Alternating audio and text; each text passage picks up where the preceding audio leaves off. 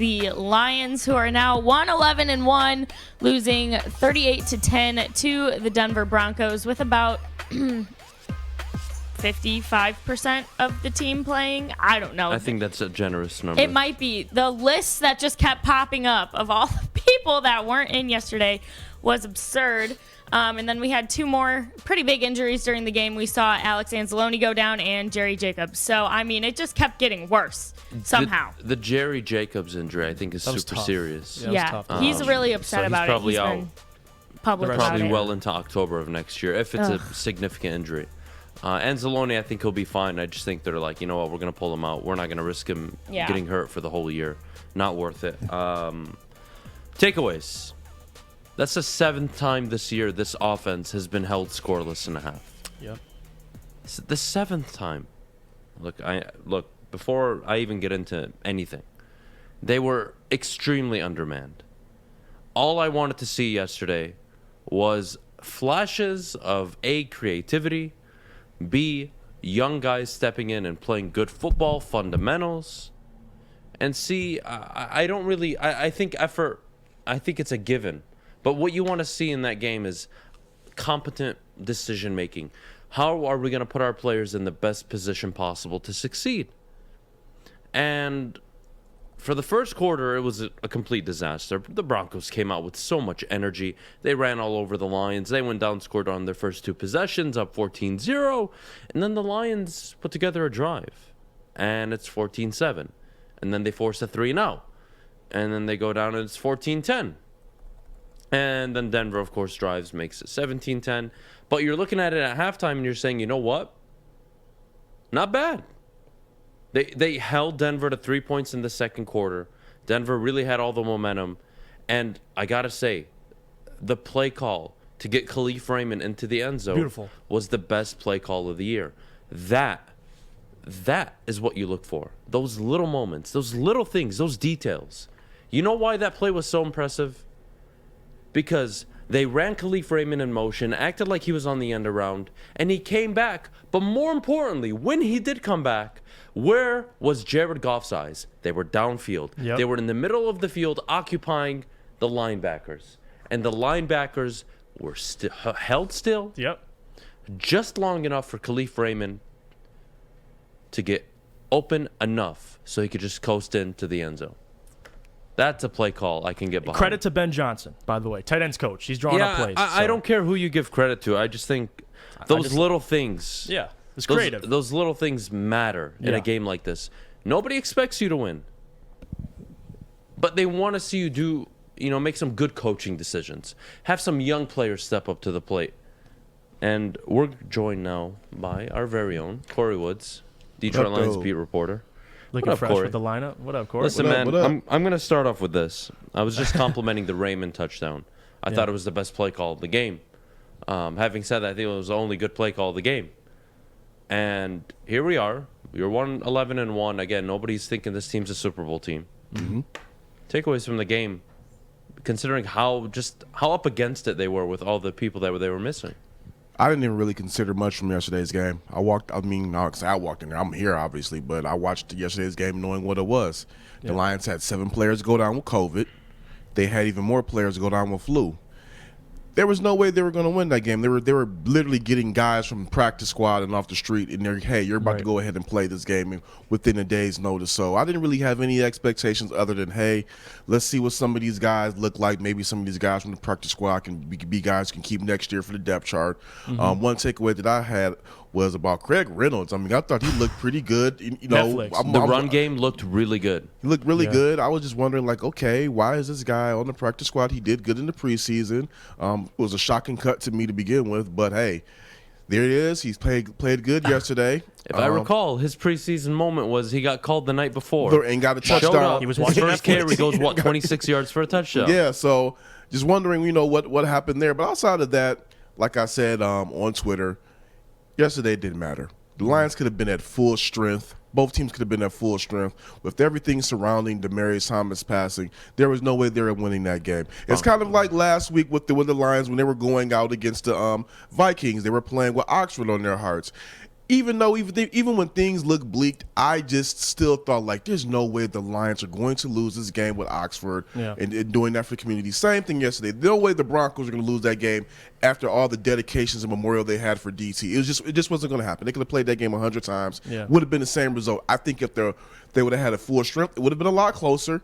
Because granted, even though the Lions have not been playing that well this season, Aaron Glenn has been doing a phenomenal job with his defense. All they did fine yesterday. The scoreboard won't say it. Yeah. But last I checked, the offense put them in 2 really bad spots. Yeah. The fumble coming out of half, and then the decision to go for it on 4th and 2. And that's really been the story of their defense all season for people who are actually paying attention, not going off of PFF rankings and everything. I hate that. You know what? I saw a thread on Twitter. Yeah. It might have been yours. Yeah, it was. But somebody complaining that, they're the 32nd ranked team according to PFF. And I'm like, dude, watch the games. They're getting put in the people that tell me Matt Rule doesn't know what the hell he's doing in Carolina. You don't even watch the football games. They have the 7th ranked defense overall. 2nd in yards allowed through the air. Total yards allowed. They actually play good football. They just happen to suck at quarterback. And they have no running back. And their wide receiving core is nothing special. And their offensive line, nothing special. Guys, you got to watch the games. That's why when it comes to the Lions, you look at Aaron Glenn, you're like, man, that's something. If he when I ain't going to say if. Give this man some pieces. I'm going to be honest. He won't be here long. Because we're seeing what he's done with somebody's going to give him a job. We're seeing he's probably not going to be gone this season. The Lions are 1-11-1, but next October, season, going to be like Todd Bowles getting 5 undrafted free agents in the secondary this season, and they're holding teams majority. I believe they've lost about 7 of their games by 10 points or less. Mm-hmm. They've 5 of their losses, I believe they were kept some teams within 7 points. Within 7 points, something like that. So it's just like, with this roster, if that defense they have out there, there should be more than 3 blowouts. Kory, what was the conversation? Please remind the people at home, because people are so quick to forget. How optimistic not only was Lions, the fan base, but that team. How optimistic were they, given their offense, going into the year? They were very optimistic with Anthony Lynn coming in and being the coordinator. It was Mark Brunell being quarterback's coach. It was very high optimism. Me, I was in the middle. Aaron Glenn, I was thrilled about. Mark Brunell, I was thrilled about. And Aubrey Pleasant, thrilled about.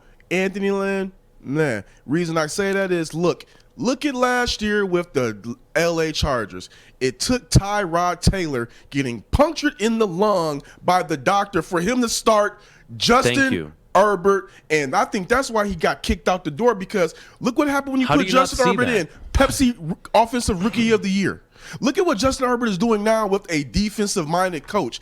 If you look at Anthony Lynn stops, he has okay offenses, great run game, but his passing, much to be desired at each of his stops. So, I mean, I'm not going to go ahead and say, hey, Dan Campbell is but this was the strength of the team going into the year. And I think that's what it. People forget. You have a good offensive line. You have a very strong backfield. A good tight end. Yeah. You don't have all-star wide receivers, excuse me. But you know what? You can scheme them open throughout the game. You can hit big plays if you just put together a good enough, strong enough game plan. And the offense has been anemic all season. And I want to add this as well. Like you saw it, after the Godwin fumble, they went down and scored. They were still, 2 scores behind? Yeah. And I want to read you off the second half possessions and how they went, because I read the stat. This is unbelievable. This is the second half possessions. You got fumble lost, turnover on downs, interception, and then the final drive where the clock ran out. Kory, second half, Jeff just laid it out. What the hell? Look, man. Yes, everyone can tell me it's a throwaway game. I'm with you. But it matters the decisions you make. It's good to practice good decision making. And I'm now 7 weeks straight looking at Dan Campbell like, you can't do this when you have a good football team. What are you doing? What? How often do you want to set your team behind the 8 ball? Like, they're starting with a disadvantage on defense. Mm-hmm. They're having to start on defense in their own territory, 10 yards out of the red zone. Kory, look, no complaints on the loss. I'm not going to kill anybody for it. But, dude, 7 straight weeks, 7 or I can probably 8 or 9, maybe even 10 bad decisions, coaching decisions that led to opponents' points and a change of momentum. And I'm looking at Dan like, dude, momentum matters. Look, yes, you're going to have to punt. But if your defense makes a stop, even if they get a few first downs, they're still going to have to punt. Why are you giving them short field and a cheap 7 points, and now you're down by 21? Yeah, he's gonna have to do. He's gonna have to revamp his strategy in those situations. That's something that we talked about, and he's been asked about at the press conferences, at the media sessions throughout the season.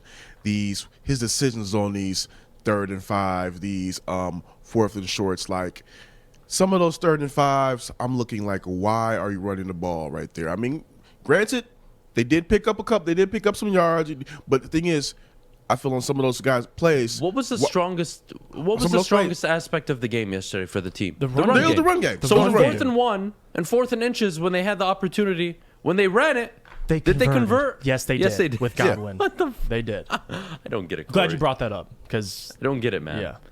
You have the strength of the team. Double down on it, not your weaknesses. Mm-hmm. Well, like I said yesterday, he has some things that he's going to have to work out on because, granted, there's been some of his play calling that has, I'm going to say, led them to wins, but some of his aggressive play calling has put them in positions to win games. They didn't only won one of them, but they put them in position to win games. But at the same time, I still feel this, and I'm not care what anybody say, I believe that there are some of his decisions that left at least 4, maybe 5, but at least 4 wins on the table. Kory, and he's going to have to figure that out. Before we head to break, there's one question in the chat I'd like to ask you. It's from Dustin. Dustin says, do you think he is doing that because he knows they have to be perfect with this roster? He even kind of alluded to that. Like, but I don't think that's the case, though. I don't think they need to be perfect. I don't think they can be perfect with this roster. But I just think right now he has the luxury of trying everything. Because he knows that, first off, as much as people want to say he's not going to get fired, the only way I would have saw Dan Campbell getting fired, winless. Only way I would have saw Dan Campbell getting fired in his first year is if they went winless. He got the win. He didn't do that. Right now, I believe that he has the luxury of just trying things, seeing how aggressive he can be, seeing how aggressive he cannot be. Because next year, if he still has the same game plan, then I would just go like, okay, WTF, what is going on here? Right now, he's like, all right, look, half of my roster is just gone. All of my my biggest playmakers, they're on IR. I mean, Frank Ragnall's a center, but still, Frank Ragnall's on IR. You got Jeff Okudah, Tyrell Williams, Jamal Williams, Julian Aquara, like those guys are all out. So he has the luxury of just trying things. And with this roster, but next year, that's what I'm going to be looking for. Preaching good habits is very important, though. Yes. I'm a big believer in that. Doing the right things on a consistent basis leads to the right results.